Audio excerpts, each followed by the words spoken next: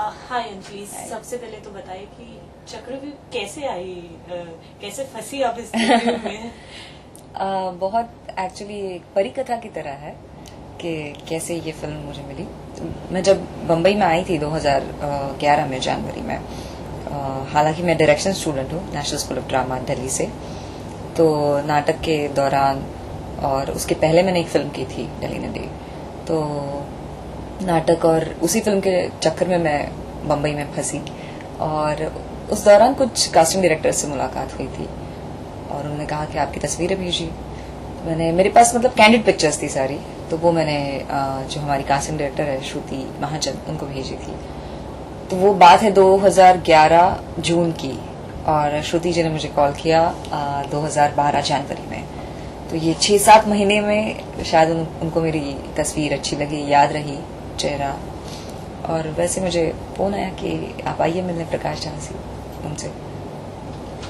क्या लगा इस रोल के बारे में कि आपने हाँ कर दी? Did you take time by own to actually think for the role that you were doing for Chakravyuh? Why did you say yes basically? Prakash sir से मिलना ही एक बहुत बड़ी बात थी, एक ऑनर की बात थी, और क्योंकि उनकी सारी फिल्में देखते हुए हम बड़े हुए और उनकी फिल्मों का एक स्पेशल स्थान है इंडस्ट्री में और हम सब के लिए, तो मिलना भी एक बहुत बड़ी बात थी। और रही बात, जैसे मैंने कहा कि मैं डायरेक्शन स्टूडेंट रही हूँ, तो एक्टिंग एक पैशन तो है ही, मगर ऐसे कुछ था नहीं कि मतलब चाहिए ही। हाँ, ये पता था कि अगर ये फिल्म मिल जाती है तो शायद एक बहुत बड़ा टर्नओवर आ सकता है कैरेक्टर मतलब करियर में।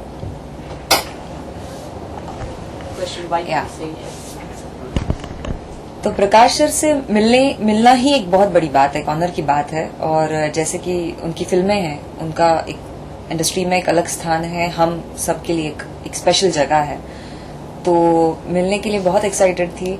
और ये तो पता था कि अगर फिल्म मिल जाती है तो शायद करियर एक अलग ही दिशा में चला जाएगा, मगर एक्टिंग को करियर के बारे में, मतलब acting as a full proof career, ऐसे मैंने सोचा नहीं था। तो जब ऑडिशन दिया, रोल अच्छा लगा, उनको काम पसंद आया, और बस ऐसे ही फिर सोचा कि चलो हाँ कहते हैं और करते हैं काम कुछ इंटरेस्टिंग। बात की जाए आपके कैरेक्टर की, so I just recently saw the film, it's amazing. I mean you look so different and I was just like I need to recognise you now, but ज्यादा तैयारी करनी पड़ी थी वो लुक, वो ऑथेंटिसिटी के लिए? तैयारी प्रकाश सर के साथ जैसे जितने भी हमारे ब्रीफ सेशंस जो हुए थे स्क्रिप्ट के बारे में और कैरेक्टर के बारे में बातचीत, शायद तैयारी जो थी फिल्म के पहले वो उतनी ही थी।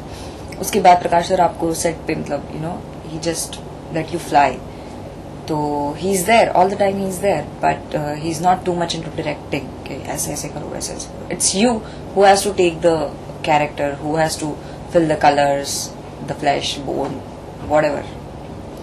तो तैयारी शायद जितनी सर से बातचीत होती थी उतनी, और इतने मंजे हुए कलाकार थे साथ में कि और जो लोकेशंस चुनी जाती है सर के फिल्म्स में वो बहुत ही ऑथेंटिक होती है।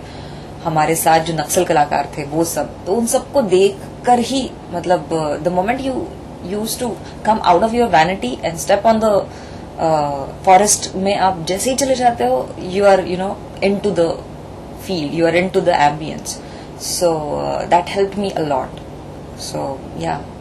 कलाकार की बात की आपने, there's Arjun, there's Isha Gupta, another face, we won't call her a new face though, तो ऐसा लगा कि मैं नई हूँ, kind of बहुत ज्यादा एक्सपीरियंस टीम है, I'm new to them, तो नर्वस थी आप? what was the feeling? नए चीज की मतलब नर्वसनेस तो शायद सभी को होती है, स्पेशली इतने बड़े सेट पे जाना, इतने बड़े डायरेक्टर के साथ, और one of the best actors है इस फिल्म में, तो मगर वो नर्वसनेस इसी बात की है कि परफॉर्मेंस कैसे होगा, तो और कोई भी नर्वसनेस नहीं थी कि शायद मेरे the newness which I had it should not affect the film और एनीबडी एल्सेस परफॉर्मेंस। तो वो शायद नर्वसनेस थी।